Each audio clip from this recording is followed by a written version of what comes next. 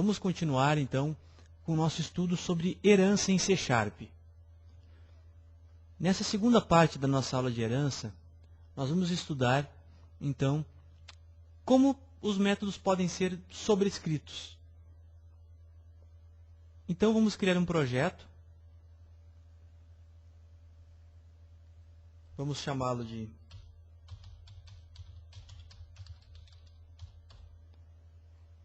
Inheritance Sample 2.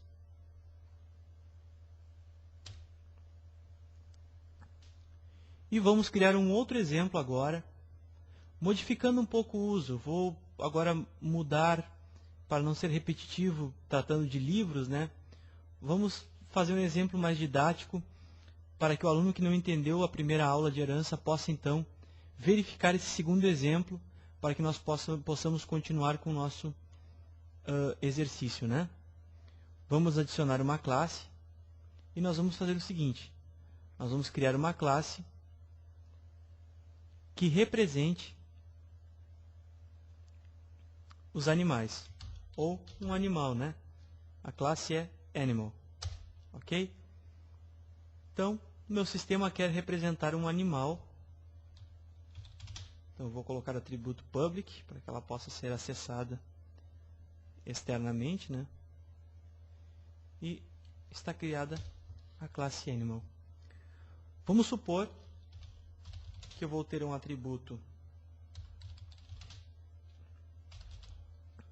nome do animal e vou ter um outro atributo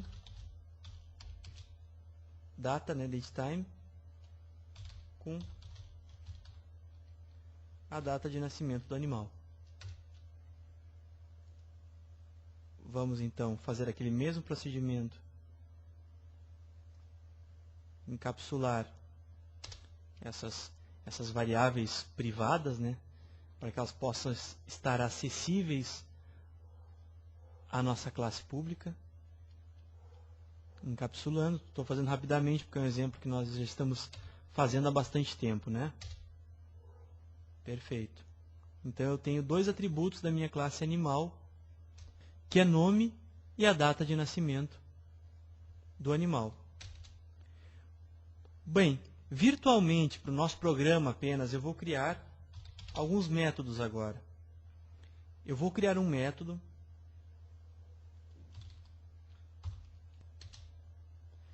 chamado comer. Como se fosse um comando que eu fosse dar para o meu animal virtual, né? Comer. Então apenas eu vou executar um comando de saída, né? um retorno para o meu console, e representando que o animal recebeu esse comando de comer. O meu animal poderia também dormir. É um outro comando que eu estou passando para o animal. Tá? Ok. E vou fazer mais um aqui.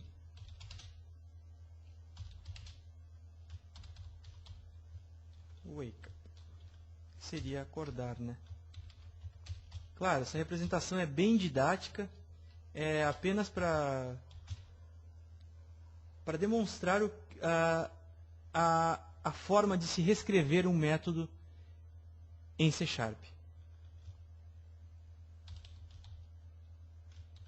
Ok. Então eu tenho meu objeto animal, ok? Com duas propriedades, o nome e a data de nascimento deste animal. Mais abaixo eu tenho então três métodos, né? Estou usando apenas void, apenas para mandar a execução desses comandos, né? Comer, dormir e acordar. E agora eu tenho então inicialmente essa representação do animal, E agora eu quero criar uma outra classe para representar um tipo de animal que tem características específicas. Por exemplo, um cachorro. Então, vou adicionar mais uma classe para poder representar um cachorro, né? Perfeito? Vamos criar uma classe para representar o cachorro. Essa minha classe, vou colocar como pública, né? E vou fazer a mesma coisa que eu fiz anteriormente, que é colocar 2 pontos e o nome da classe da qual essa classe dog vai ser derivada, ou seja, vai ser uma classe filha, né? Ou seja, agora essa classe dog, ela herda todos aqueles métodos e herda todas aquelas propriedades, com um porém. Agora é que ocorre uma diferença. Todo o método que eu permitir ser sobrescrito, eu vou explicar já já o que é isso, eu devo sinalizar na classe Py que esse método pode ser sobrescrito. Ok? Por exemplo, vamos voltar à classe dog. Vou primeiramente colocar quais são os métodos ou as propriedades que o meu objeto cachorro, que é a minha classe cachorro, tem de diferente da classe animal. Por exemplo, o meu cachorro late, né? Então eu vou colocar um método para representar o latido do cachorro. Só os cachorros latem, nesse nosso caso, né? Então, vou representar assim. O cachorro latindo. Ok? Agora, eu posso, nesse meu exemplo, ter a vontade, ou seja, eu preciso mostrar que o meu cachorro come uma comida específica que os outros animais não comem. Então, na realidade, o que eu quero é reescrever esse método dizendo que meu cachorro vai comer uma comida específica para cachorro. Perfeito? Então, para isso, para que eu possa reescrever esse método aqui na minha classe dog, eu devo na classe Py dizer aquele método que ele pode ser reescrito. Para isso, eu utilizo o keyword virtual. Ao colocar o virtual no método que eu quero, que eu tenho a vontade de reescrever, esse método pode ser reescrito. Eu vou mostrar na classe dog como isso funciona. Para reescrever um método, então, eu uso public e eu uso o keyword override. O override, quando eu dei um espaço, o Visual Studio já vai na classe Py, pega quais são os métodos que podem ser reescritos. Como eu coloquei lá na classe animal que o meu método it pode ser reescrito, ele está disponível aqui para mim. Ok? Beleza. Dando 2 cliques, ele já monta o código básico desse override, ou seja, de eu reescrever esse método. Automaticamente, ele coloca base.it. O que seria isso? O base é uma referência à classe Py.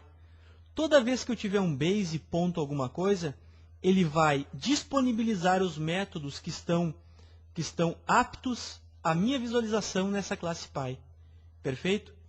Se eu colocar aqui, se eu digitar só para testar aqui base ponto alguma coisa, ele vai pegar então todos os métodos que eu tenho públicos e disponíveis na minha classe Py e vai colocá-los à mostra para que eu possa ter acesso. Para isso serve o keyword base. Ok? Ao chamar o base.it, ele vai executar aquilo que está naquela classe Py e ainda eu posso colocar, então, para o meu cachorro. Cachorro,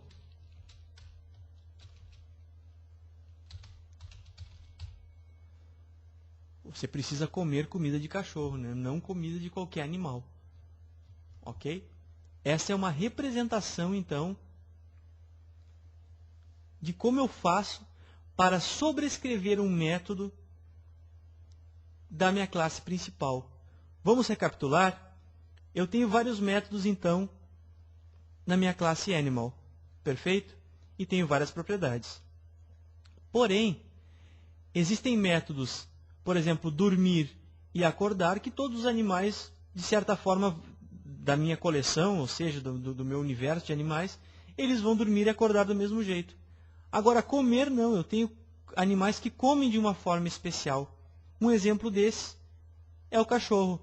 Já que esse método pode ser reescrito, eu tenho a obrigação de utilizar o keyword virtual para poder disponibilizar a sobrescrição desse método. Então, na minha classe dog, para poder sobrescrever esse método, ou seja, dizer cachorro, você pode comer uma comida de outra forma, ou seja, eu quero modificar esse método que inicialmente foi designado de um jeito. Então, o que eu vou fazer? Eu vou usar o keyword override. Quando eu uso o keyword override e invoco o método it, ele automaticamente coloca base.it. Esse método base.it não é obrigatório. Ele vem por default, o Visual Studio coloca esse método disponível, né? Eu posso retirá-lo e não tem problema nenhum. Agora, eu posso executá-lo e depois, então, complementar a execução desse meu método.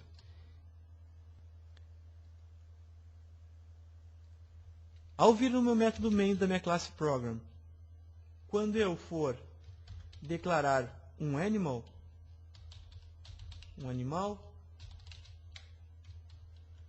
observe, ao pedir a listagem dos métodos, os métodos disponíveis, então, são esses, né? São todos os métodos que estão como público, as propriedades que estão públicas na minha classe animal. Já na minha classe dog,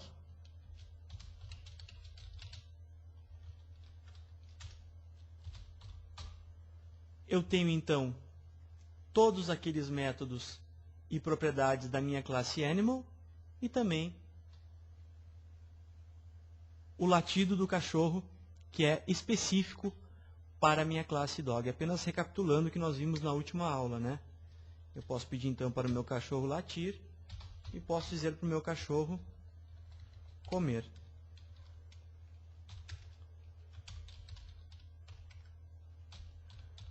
Vou fazer uma parada aqui, console read key, para que vocês possam ver, então, o sistema rodando.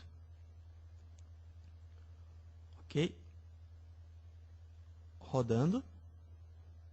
Ó, aqui ficou junto, não teve uma quebra de linha, mas tudo bem, dá para olhar. Ó, latido do cachorro. Aqui no it foi a execução do meu método pai na classe pai, né? Coma. E depois a execução do método na classe filho cachorro, coma comida de cachorro. Eu poderia também, aqui na minha classe dog, retirar o meu base.it, né? Que daí, nesse caso, ele somente executa o comando latido do cachorro e também unicamente as instruções colocadas para ele comer a comida de cachorro. Ok? Essa é a forma de funcionamento, então, de uma herança e a forma de se sobrescrever um método em C#, ok? Por enquanto é isso, pessoal. Muito obrigado. Até logo.